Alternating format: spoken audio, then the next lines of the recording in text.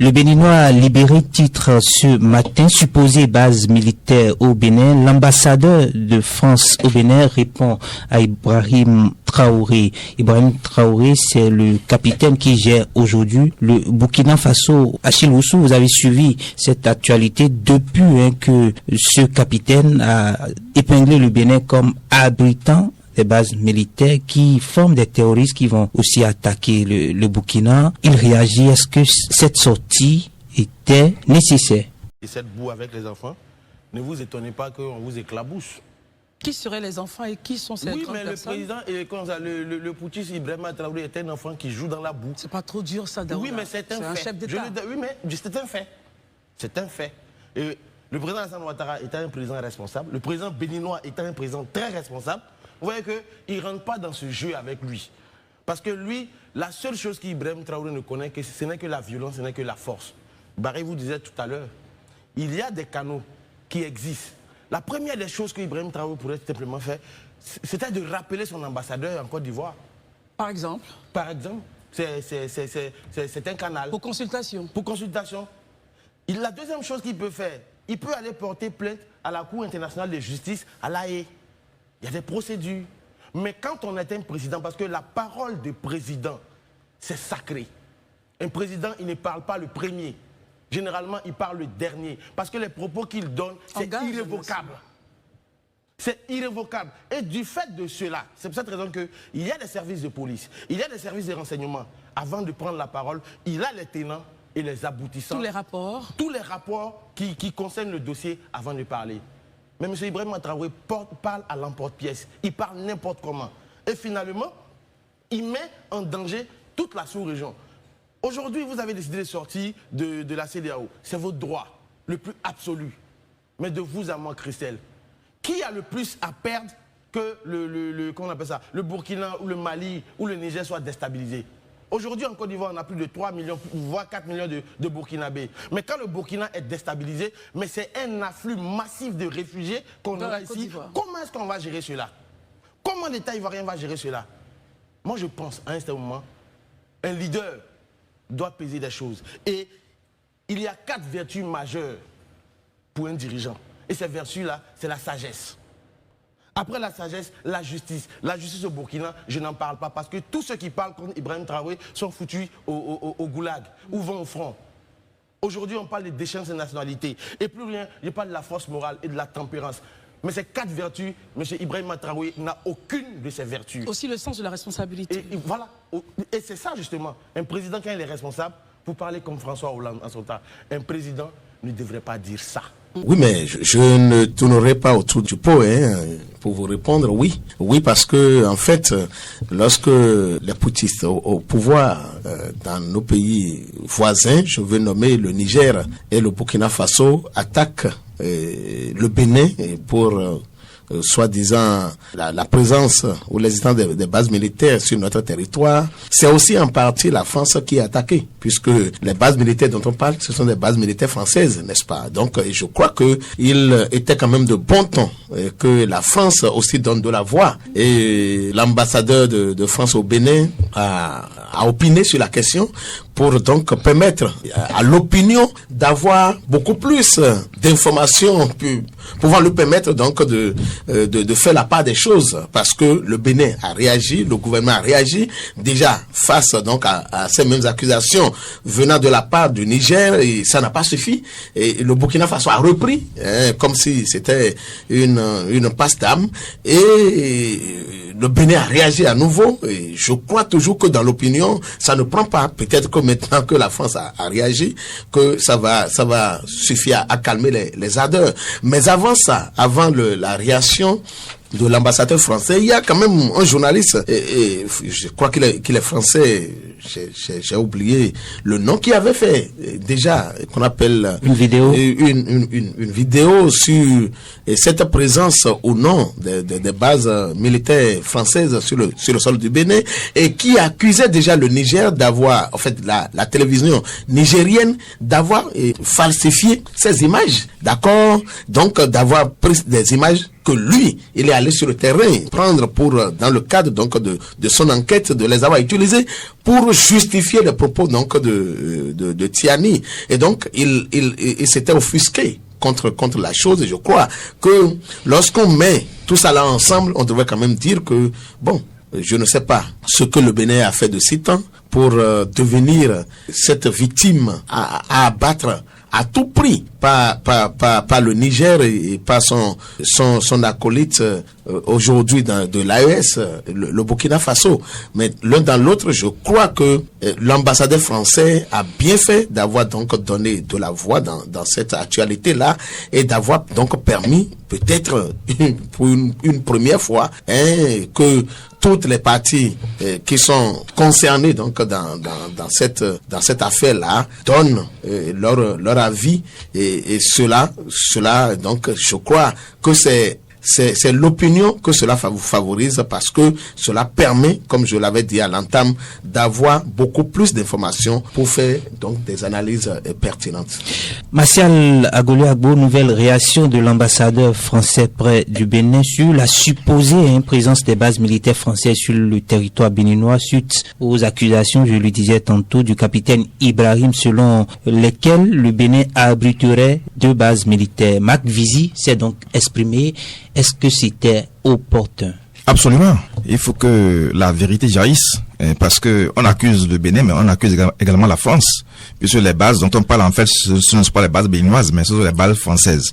Mais ce que je déplore un peu en fait dans la déclaration du président du Burkina Faso, il n'est plus président de transition, puisque le peuple l'a reconduit pour 5 ans, un mandat de 5 ans, donc c'est le président du Faso, Ibrahim Traoré, c'est qu'il est un homme de rang, c'est-à-dire il est un homme de l'armée, c'est un capitaine de l'armée. Donc quand des déclarations du genre devaient être en fait dites, il faudrait quand même sortir des preuves à l'appui. Mais il dit qu'il détient non, dit qu'on détient des preuves.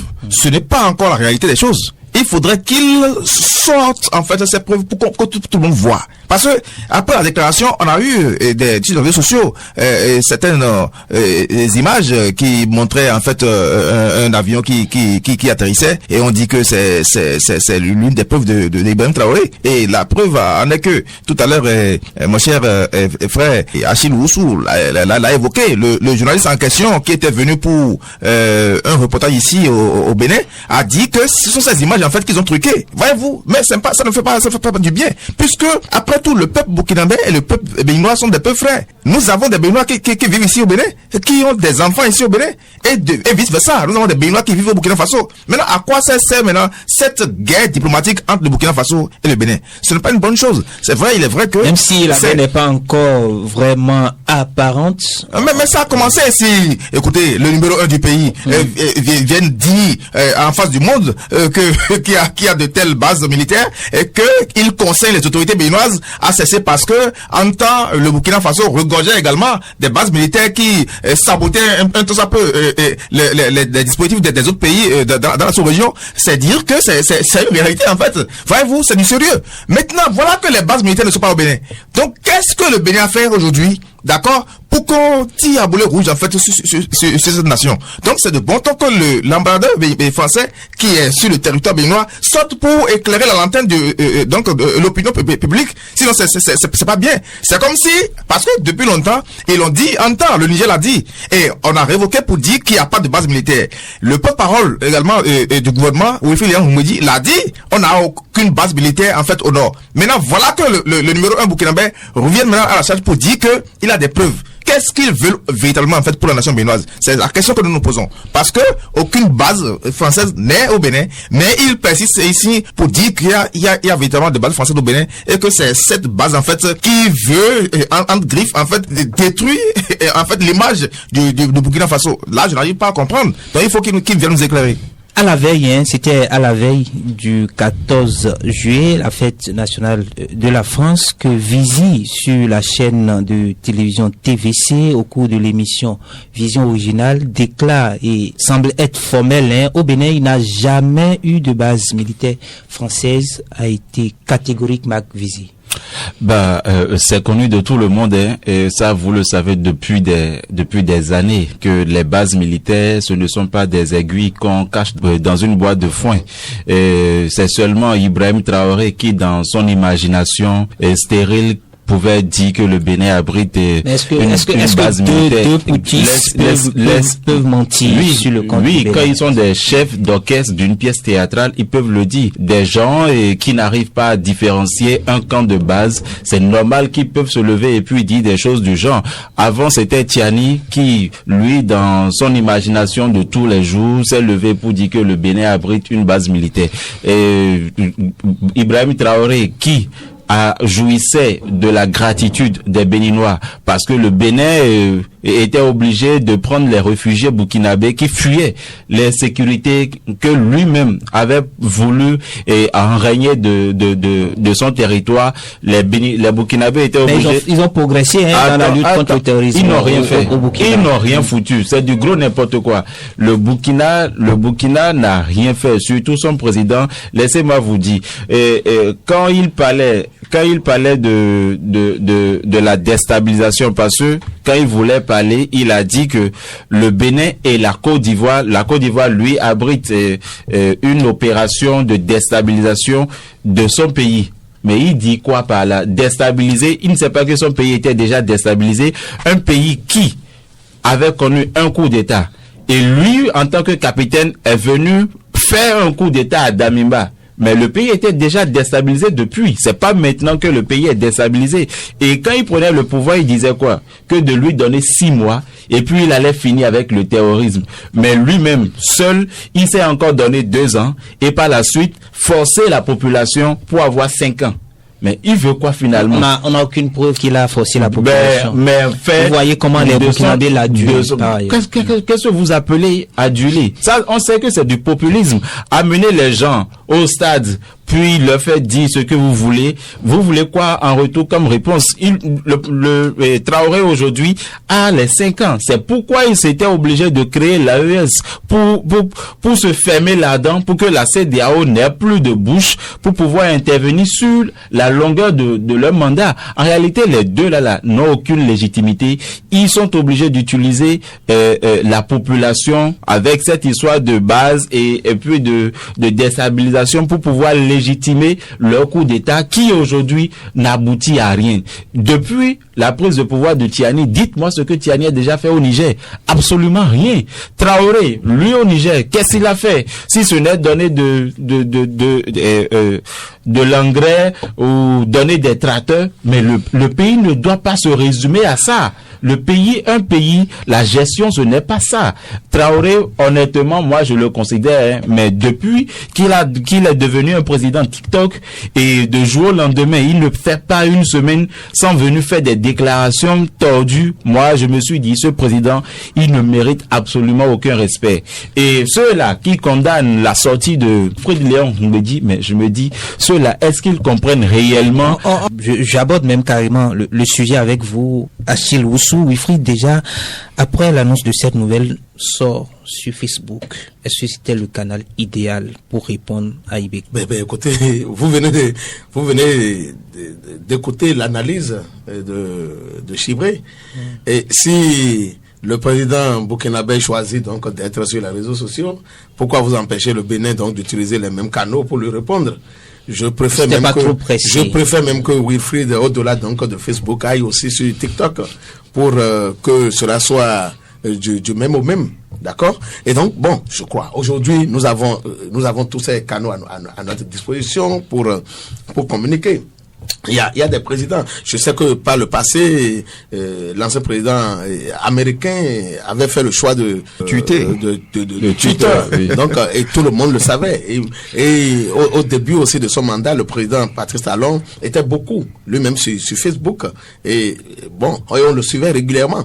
Et donc, c'est dire que on peut pas reprocher ce choix à Wilfried, surtout que, qu'on le veuille ou non, Facebook, ça draine quand même aussi du monde. Ça permet donc de distiller l'information, d'atteindre pratiquement le grand nombre des Béninois où qu'ils se trouvent. Et donc, peut-être aussi, d'atteindre les Burkinabés. Parce que, vous savez que Facebook, c'est l'espace social le plus ouvert. Et donc, pour moi, je crois que c'est un bon choix en termes de communication de masse.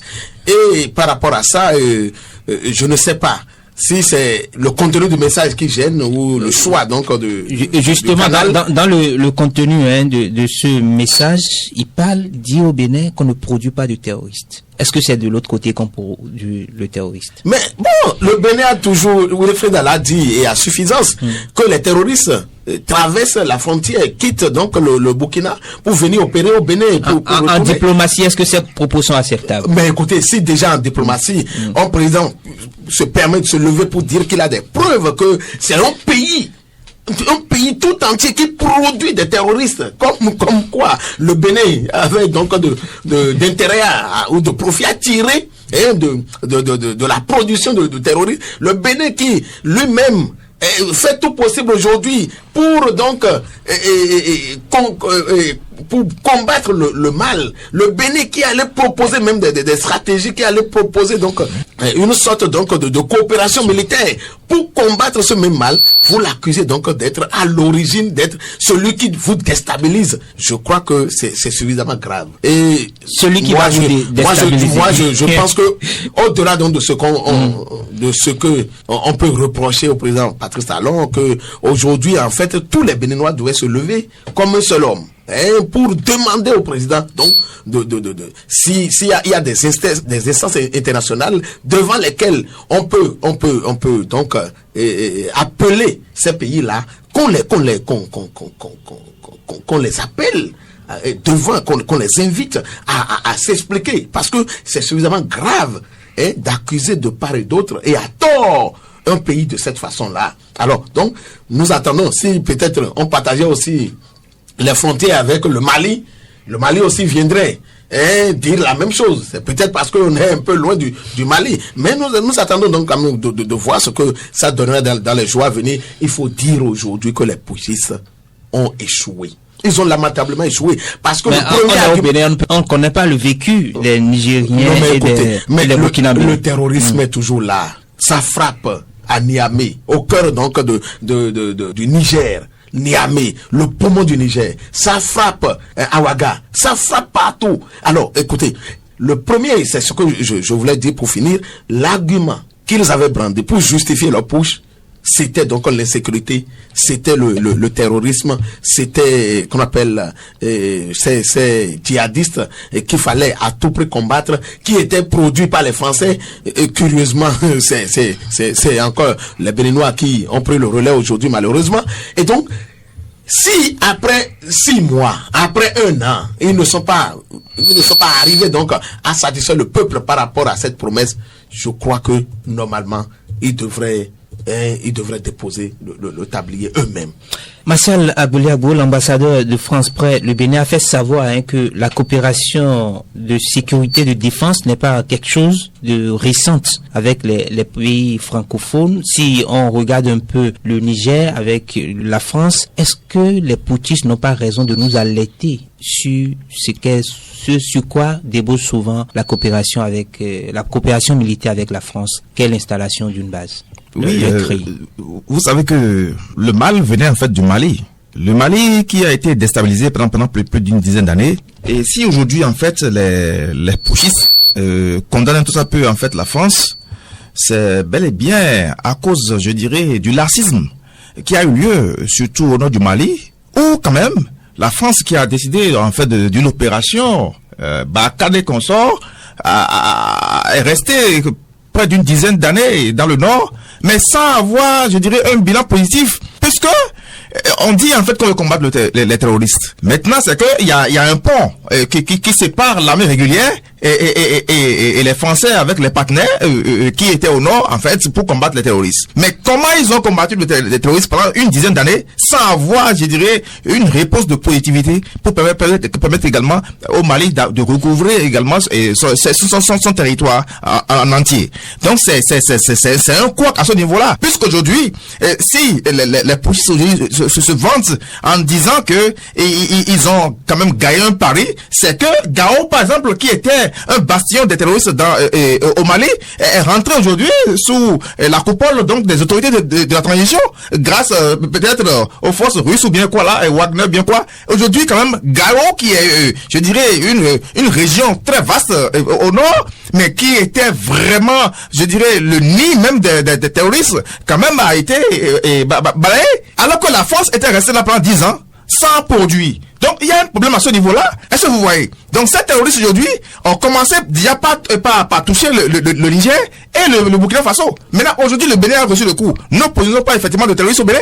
Ce sont les terroristes qui sont venus nous visiter et qui causent de dégâts au nord.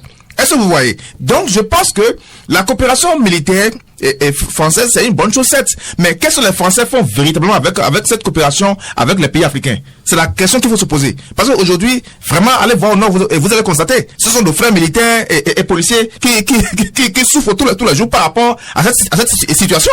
Est-ce que vous voyez? Donc, c'est vrai, ils ont donné de la lettre.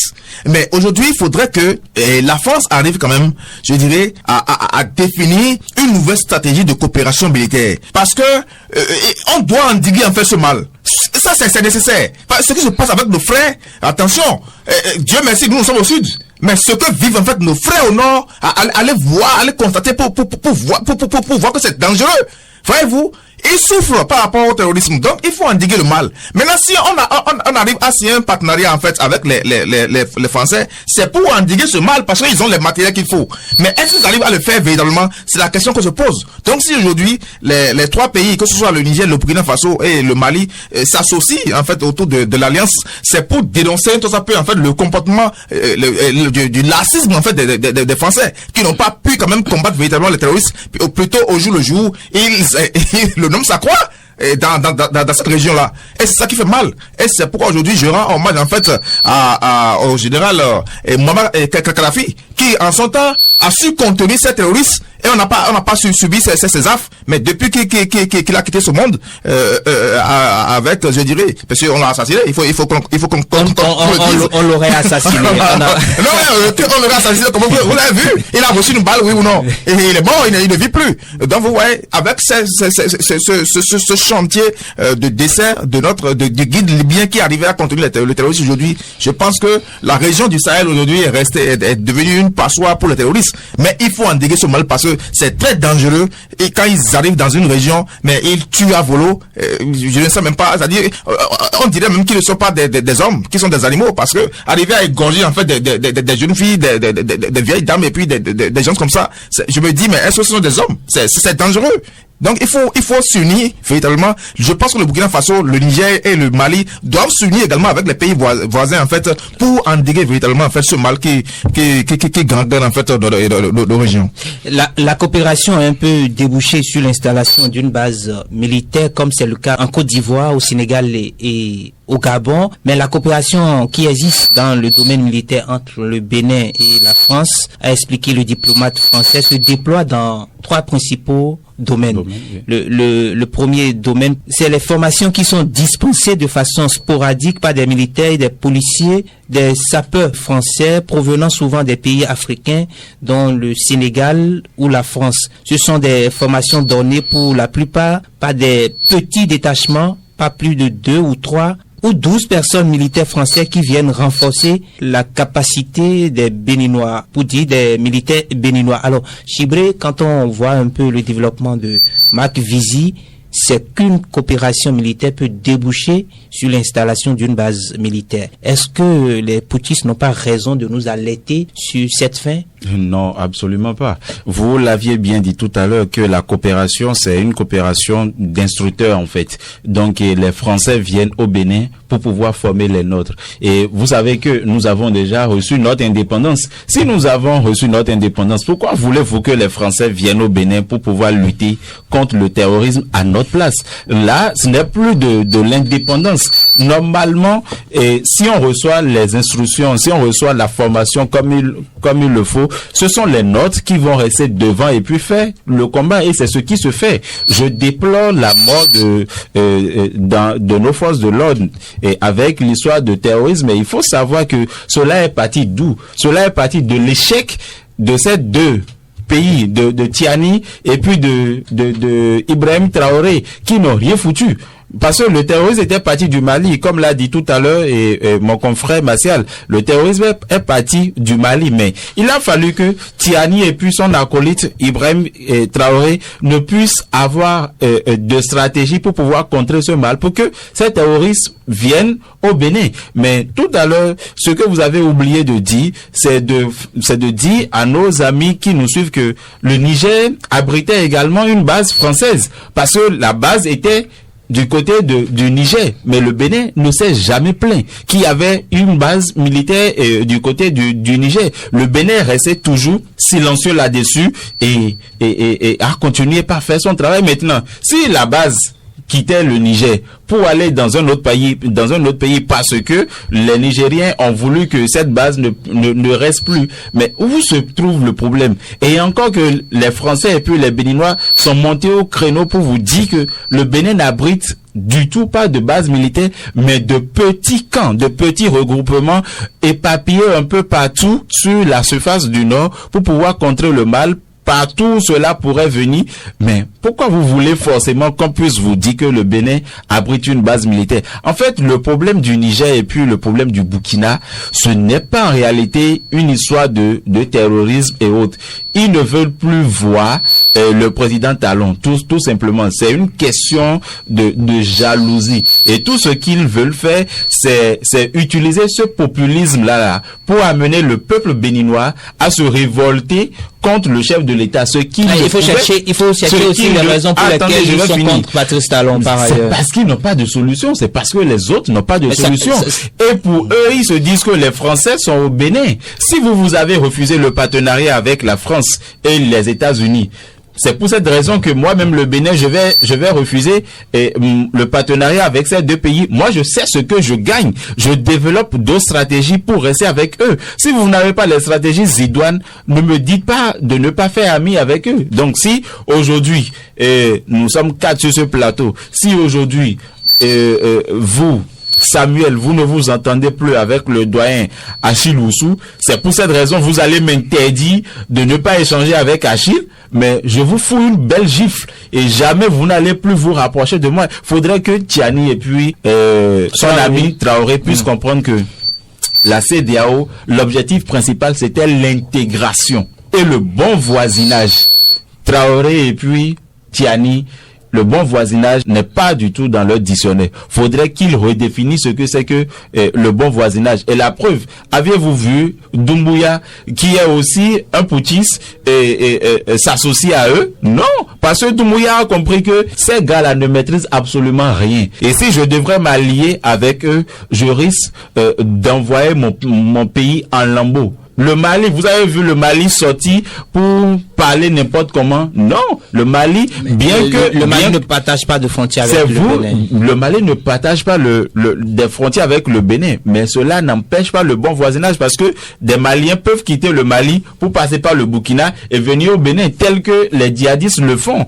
Donc, écoutez, le bon voisinage, c'est quelque chose que nous devons ramener à Tiani et puis à Ibrahim Keïta pour qu'ils sachent que quand on dit un chef de l'État reste un chef de l'État et non un chef de l'État TikToker qui, dans une semaine, peut faire 3 vidéos, 4 vidéos au moment où il devrait être au front, lutter contre le terrorisme, donner de l'emploi à la population, lutter contre l'énergie électrique, par exemple, qui n'est même pas au Niger. Allez au Niger, par exemple, et dites-moi si vous avez une route principale. C'est la Terre Rouge. Il y a un grand chantier sur lequel ils doivent travailler, mais ils mettent cela de côté. Mais la seule chose qui les intéresse, c'est le panafricanisme, des histoires dormies au dehors. Franchement, l'Afrique aujourd'hui, ne dites pas que ce sont les étrangers qui sont les problèmes des Africains, mais c'est nous-mêmes Africains qui sommes nos propres problèmes. Achille Oussou, est-ce qu'on peut pas dire là que la France est en train de ressasser le passé ou son passé douloureux avec le Burkina? Mais quel passé douloureux? C'est pas la France qui est venue regretter. La France a été chassée du Burkina. Mais je crois que l'ambassadeur français au Bénin, d'ailleurs, qui n'était pas habilité à parler donc des relations entre la France et le Burkina Faso dans cette émission, c'est pas la faute des choses qu'il s'est vu obligé donc de parler parce que son pays est accusé. À tort, d'accord? Alors, ressasser son passé douloureux, je ne sais pas ce que vous voulez mettre dedans, parce que les Français jusque-là ne sont pas encore montés au créneau pour regretter qu'ils ne soient plus présents au Burkina Faso, qu'ils ne soient plus présents au Niger, même si on sait que les Français sont en train de perdre beaucoup dans cette crise avec ces anciennes colonies. Et il faut dire en fait que ce qui se passe entre le Bénin, le Niger et le Burkina Faso, c'est à croire que nous-mêmes Béninois ne comprenons pas. Vous savez, le Bénin est stratégique pour ces deux pays-là. En matière donc de port, en matière de beaucoup de choses. Le Burkina Faso et le Niger ont besoin de Bénin. Et donc, il faut tout faire pour avoir le Bénin avec eux. Et donc, moi, je pense que c'est une stratégie pour déstabiliser psychologiquement les Béninois, pour soulever l'opinion nationale et internationale contre le régime en place et pour donc les amener donc ce régime à se jeter dans leurs bras. D'accord? C'est ce que moi je lis. Et dans tout ça, nous ne nous demandons pas mais quel est le rôle de la Russie dans cette affaire-là. Écoutez, nous sommes dans une stratégie à la fois politique et militaire. Moi, je n'accuse pas peut-être Tiani ou Traoré donc d'envoyer ces pics-là au Bénin, mais j'accuse les Béninois du traitement qu'ils font de cette déclaration contre le Bénin, parce que c'est un moyen pour nous de mesurer aussi notre patriotisme. Et parce que nous constatons que au Bénin aussi ça parle dans tous les sens. Ceux qui ne comprennent rien parlent, et ceux qui ne comprennent pas grand chose parlent, et ceux qui ont l'information se taisent. Malheureusement. Et lorsqu'on nous donne quelques bribes d'informations, si c'est un militaire au pouvoir qui nous dit qu'au nord Bénin il y a une base, il faut quand même s'inquiéter. Non, c'est un capitaine. De quel militaire vous parlez? Traoré, Ibrahim. Qui dit qu'il détient des vidéos? Oui. Qu'il a les preuves. Et c'est un militaire qui parle. C'est un militaire qui dit ça. Heureusement. Bon, est-ce que vous pouvez lui demander de nous présenter tout au moins ces preuves-là? Parce que nous avons vu déjà du côté du Niger les vidéos dont il parle, les preuves dont il parle. Et ces preuves-là, malheureusement, comme je l'avais rappelé à l'entame de cette émission, ce sont des images d'un journaliste qui est venu enquêter, qui sont allés recopier pour justifier. Encore que, à la fin de cette vidéo-là, il y a un instructeur français qui a bien précisé quelle est leur mission au Bénin. Et pourtant, le journaliste avait déjà précisé que c'est avant l'arrivée de Tiani au pouvoir, qu'on ne savait même pas qu'il y aura un coup d'État contre Bazoum. Alors donc, comment subitement une émission, une enquête qui a été faite, une vidéo qui a été tournée avant votre arrivée au pouvoir puisse être utilisée maintenant pour justifier ce que vous pensez que vous avez créé vous-même. Si vous chassez les Français, écoutez, est-ce que le Bénin a jamais accusé, par exemple, le Niger d'être aujourd'hui un ami de la Russie? Est-ce que le Bénin accuse le Burkina Faso d'être le porte-étendard de la Russie en Afrique? Moi, je ne sais pas. Mais écoutez, eux là même là, si on devait aller loin, ils ont été formés où? Tiani et Traoré là, quel pays les a formés? Parce que on sait que qu'on appelle, c'est d'abord la France, la mère patrie, en tant que mère patrie, qui se donnait donc cette priorité. Mais ils ont été formés où? Pourquoi c'est seulement aujourd'hui, après avoir tout eu pratiquement avec la France, qui se retourne contre la France? Voilà aussi des questions qu'on devait se poser. Et donc je pense que dans cette affaire donc de présence ou non de base militaire française sur le sol du Bénin, on devait simplement dire que c'est l'affaire du Bénin. Ce n'est pas l'affaire du Burkina, encore moins l'affaire du Niger, que chacun donc s'occupe donc de ces affaires. Matin libre titre ce matin, rétablissement des relations Bénin-Niger, Ibrahim Traoré en troupe de fête. Est-ce que cette sortie ou ces attaques contre Ibrahim Traoré peuvent amener le durcissement du côté de Niamey, Achille Ossou? J'ai dit tout à l'heure, au début de mon analyse, que j'ai comme l'impression que c'est comme comme on était dans une course relais où nous passons le témoin, quoi. Et c'est à croire qu'aujourd'hui, les différentes démarches, les différentes réactions, et après, qu'on appelle le durcissement de ton et de position du Niger, que Tiani se voit obligé donc de passer la main, de se retrater, de passer la main, parce que c'est juste après le sommet de l'AES que le Burkina Faso est revenu à la charge dans cette déclaration-là. Et donc, pour moi, je ne sais pas si Tiani veut coûte que coûte avoir de soutien. Je ne sais pas si c'est lui qui a envoyé Traoré en mission, mais je constate quand même qu'il y a comme une passe d'âme.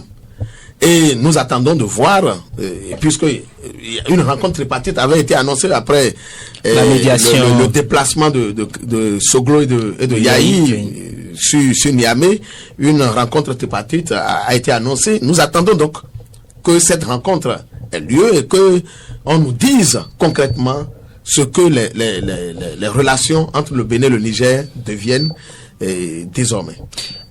Martial Agoliago, sur la même question. Oui, vous savez, il me semble que ça devient une guerre de personnes.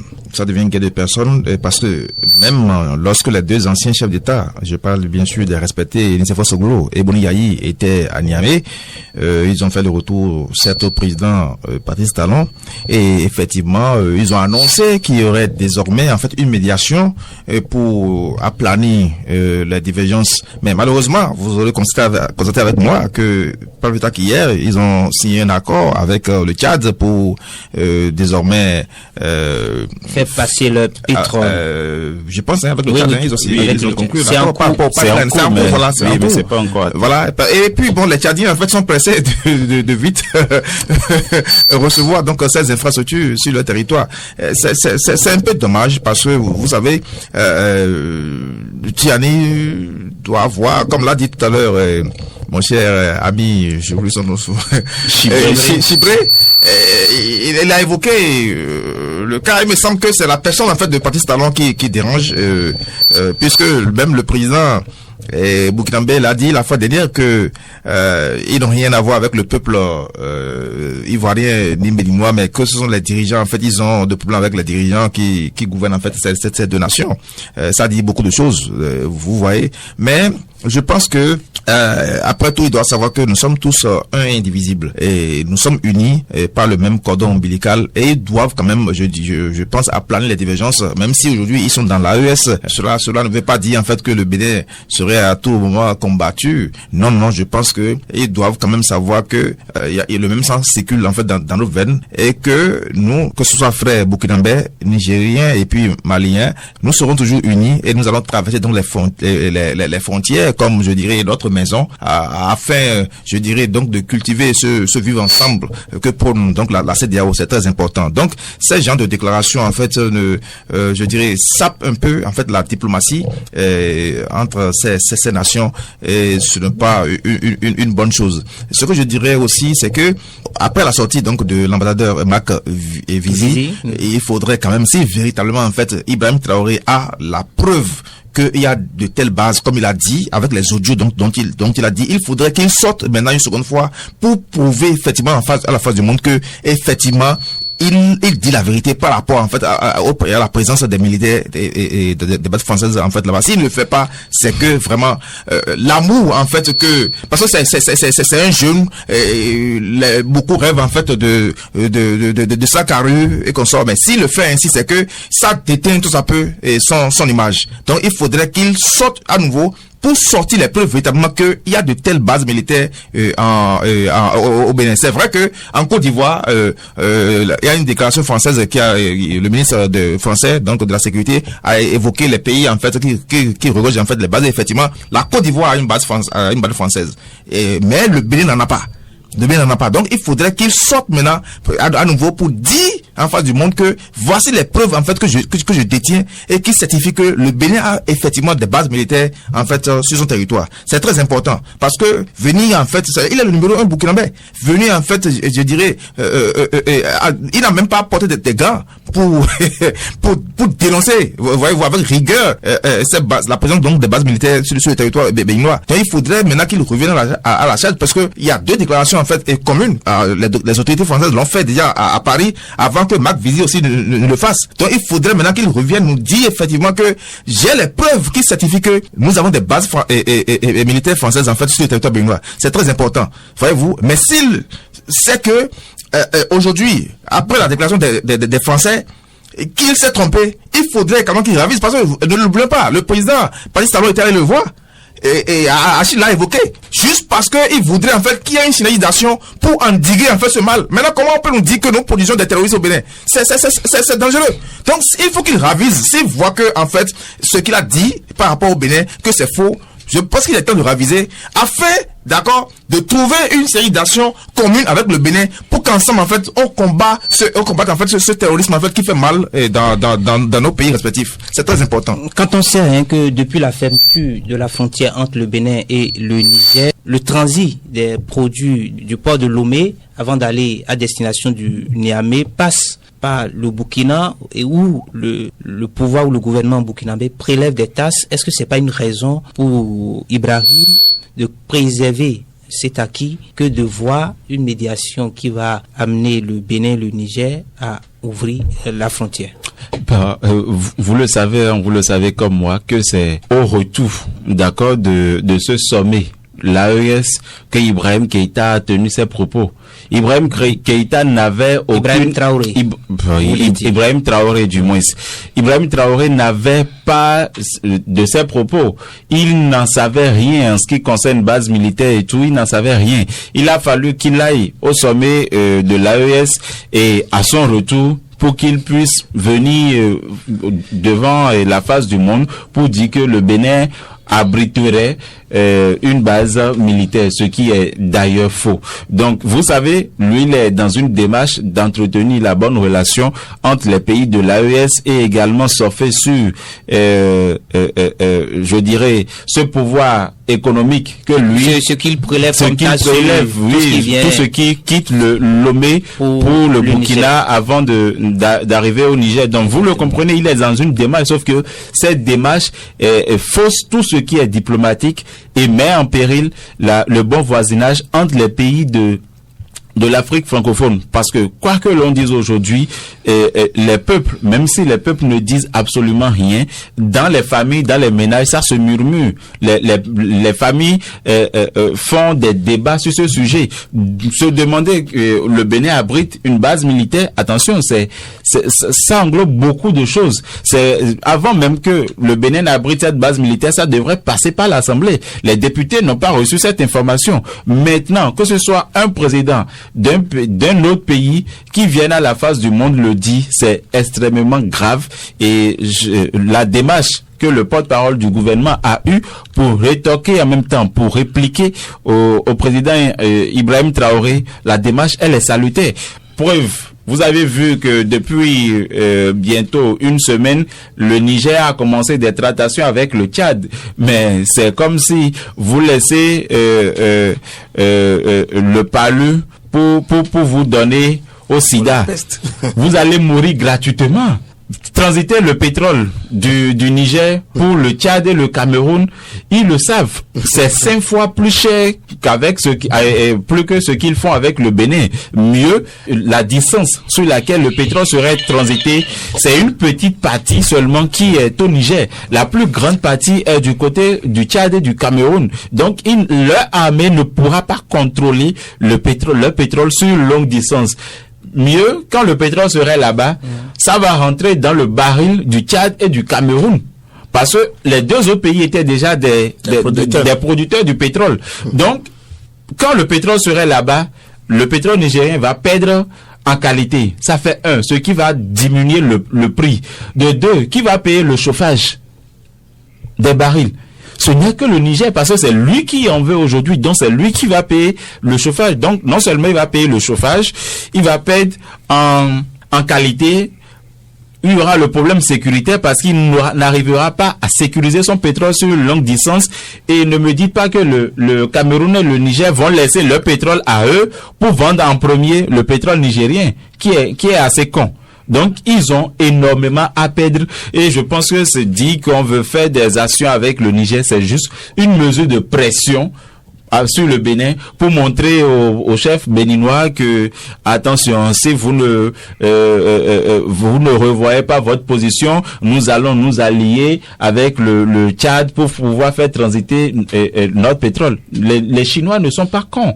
Les Chinois ont tout analysé avant de faire transiter ce pétrole par le Bénin. Donc, le Niger, quoi que l'on dise aujourd'hui, personne n'a rien à gagner dans cette crise. Moi, je veux tout simplement les appeler à une médiation pacifique, que chaque côté puisse ramener la balle à terre. D'ailleurs, le gouvernement béninois l'a suffisamment fait, sauf que il n'a pas été accompagné. Aujourd'hui, qui devait l'accompagner? Mais il a tendu la main. C'est aux Nigériens d'accepter cette main tendue et puis de calmer. Passant les préalables. Les préalables, c'est quoi? Nous prouver qu'il n'y a pas une base militaire de l'autre côté. Vous voulez qu'on vous les prouve comment? Vous êtes encore là? Vous voulez qu'on vous les prouve comment? Qu'on vous amène Jésus-Christ pour vous le dire, ou bien qui doit vous les prouver? Ils adorent Mahomet au Niger. Honnêtement, aujourd'hui, on devrait finir avec cette histoire, que ce soit du côté nigérien, que ce soit du côté béninois. Personne n'a gagné dans cette crise. Les deux gouvernements devraient se retrouver au plus vite et puis calmer cette situation. Le Burkina, lui, on peut le lui concéder. Il est encore tout jeune au pouvoir et il vient de prendre le pouvoir. Parfois, ça prend la tête, mais il va se raviser, il va se retrouver et il saura la démarche idéale à mener dans cette crise pour que le bon voisinage puisse régner dans l'Afrique francophone, parce que c'est tout ce que nous souhaitons. Achille Oussou, est-ce qu'on peut dire de façon péremptoire que le Burkina n'aura donc aucun intérêt à voir le Niger et le Bénin rétablir leurs relations, puisqu'on jette un peu un regard sur ce que le Burkina prélève comme taxe sur le transit vers le Niger, c'est quand même gros. Oui, le Burkina, je ne sais pas. C'est vrai que aujourd'hui, les opérateurs économiques nigériens sont obligés de passer par le Togo et de transiter par le Burkina Faso. C'est vrai qu'ils gagnent quelque chose, mais je ne sais pas s'ils gagnent plus que comme à l'ordinaire, devaient continuer à exploiter les installations portuaires, les installations portuaires du Bénin. Les opérateurs économiques qui sont obligés, eux aussi, aujourd'hui, donc, de passer par le Togo. Quel intérêt cela apporte au Burkina Faso de voir que le Bénin continue d'avoir des problèmes avec le Niger, parce que ce qui va directement dans l'intérêt du Burkina Faso, c'est que ces opérateurs économiques soient beaucoup plus à l'aise. Et comme je le disais tout à l'heure, que le Bénin est stratégique aussi bien pour le Burkina Faso que pour le Niger. Je crois que ce qui arrangerait le plus, c'est que les relations se normalisent même entre le Bénin et le Niger, et entre peut-être le Bénin et cette fausse crise que le Burkina est en train de créer. Moi, il n'y a aucun intérêt à rester dans une crise. Je ne sais pas à qui cela profite. Est-ce que vous pensez que cette crise peut amener le Burkina à fermer sa frontière au Bénin? Ah ben bon, écoutez, c'est leur frontière, non?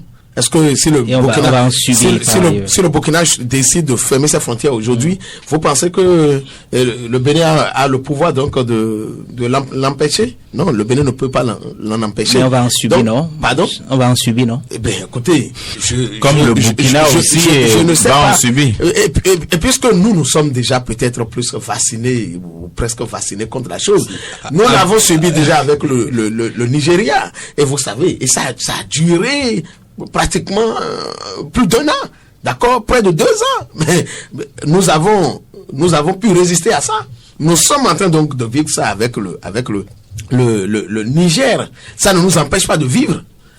Et je ne sais pas quel intérêt le Burkina trouvera à en rajouter, alors que on appelle de l'autre côté à la pacification donc des relations. Bon, les confrères l'ont dit déjà à suffisance.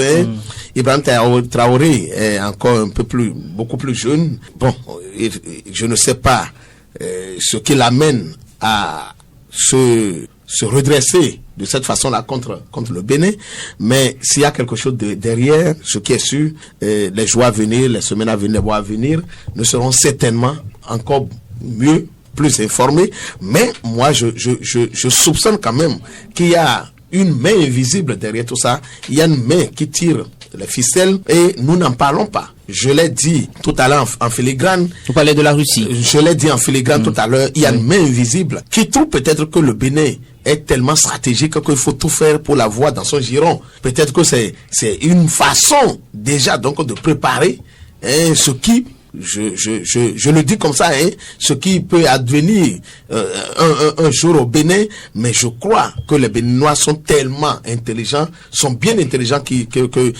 savent déjà que ce n'est pas qu'on appelle d'un coup d'état militaire qu'ils ont besoin pour leur développement, et je crois que cela n'arrivera peut-être pas. Marcel, on va sortir de ce studio. Ce que vous devez savoir, il est vrai que aujourd'hui c'est le port de Lomé en fait qui exploite, je dirais, tout un peu les intérêts que le Bénin avait en temps. Mais vous oubliez une chose, allez poser la question aux opérateurs économiques du Niger, ils vont vous le dire. Non, mais puisque c'est le triple en fait de ce qu'ils dépensaient par rapport au Bénin qu'ils dépensent en fait à Lomé. Donc à quoi ça sert en fait de chercher quand même à fermer et à verrouiller tout ça peu en fait les frontières pour empêcher donc les opérateurs économiques nigériens de vaquer à leurs occupations au Bénin. Encore que je ne marche pas sur votre langue, hein. Encore que le Togo lui-même ne s'était jamais préparé à recevoir cette vague d'opérateurs économiques. Effectivement. Et ça va dans tous les sens. Ça va dans tous les sens. Voyez-vous à quoi ça sert je dirais, comme l'a dit, peut-être que c'est une main invisible en fait qui cherche quand même à asphyxier le port de Cotonou. C'est ça le problème. Sinon, à quoi ça sert de fermer les frontières à tout vent? Alors que je pense que le général Tiani devait penser en fait à l'intérêt général de la nation. Qu'est-ce que mon peuple veut? C'est ça la réaction, c'est ça la réalité. On ne peut pas, en fait, je dirais, une seule personne ne peut pas embrigader toute une nation. Est-ce que vous voyez, l'intérêt c'est pour la nation, et si la personne veut effectivement traiter avec telle nation, mais il faut ouvrir les frontières. Mais où est la base? C'est moi je dis, il faudrait quand même que j'interpelle un peu le jeune Ibrahim Traoré. Sincèrement, s'il a véritablement les preuves dont il parle, il faudrait qu'il vienne. Non, c'est important, mon frère. Parce que, en fait, allons demander cette crise, de lui demander. Non, c'est vrai, puisque cette crise, en fait, loin de Traoré, par exemple, interview, je vous dis, cette crise, cette perdue. J'ai une sœur, ici, au Bénin, qui n'a pas pu se dépasser jusqu'à là où je vous parle au Niger. Alors qu'elle a son boulot là-bas. Mais il faut voir les conséquences. C'est pas bien. Nous sommes tous des frères. Donc, il faut, je dirais, trouver une solution, un palliatif, en fait, pour permettre à ce que le Niger et le Bénin retrouvent, en fait, leur lettre de noblesse. C'est très important pour les deux peuples. Donc, à quoi ça sert, en fait, de continuer toujours, pas tirer à boulet rouge, en fait, ce qui n'existe pas? Il faut dire à ta soeur de prendre le vol. ou de passer par le pour se rendre au Niger. Parce que le Bénin a sa frontière ouverte, hein, oui, mais avec le Niger. C'est seulement le Niger qui maintient sa frontière fermée. Et surtout que, allez voir, quand vous présentez votre carte et vous êtes béninois, mais écoutez. Vous êtes fouillé. C'est comme ça.